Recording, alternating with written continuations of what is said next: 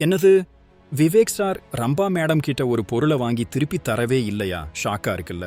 நம்ம எல்லாருக்கும் பிடிச்ச சின்ன கலைவாணர் விவேக் சார் காமெடியில மட்டும் இல்லாம நல்ல விஷயங்களையும் சொல்லுவாருன்னு நமக்கெல்லாம் தெரியும். ஆனா இப்போ ரம்பா மேடம் சொன்ன ஒரு சம்பவம் நம்மளையெல்லாம் கொஞ்சம் வியக்க வைக்குது.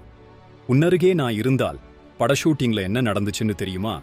ரம்பா மேடம் சென்டிமெண்டா வச்சிருந்த அவங்க முகம் பார்க்கிற கண்ணாடிய விவேக் சார் கேட்டு வாங்கிட்டாராம். சும்மா பார்க்கறேன்னு சொல்லி வாங்கிட்டு அதுக்கப்புறம் எத்தனை முறை கேட்டாலும் திருப்பி தரவே இல்லையாம். காலையில தரேன், நாளைக்கு தரேன்னு சொல்லி சொல்லி கடைசியில சென்னைக்கே போயிட்டாராம். இப்போ அந்த கண்ணாடியும் இல்ல, விவேக் சாரும் இல்லைன்னு ரம்பா மேடம் கண்ணீர் விட்டு அழுவுறாங்க. விவேக் சார் எப்பவும் நல்ல விஷயங்களை சொல்லுவாரு.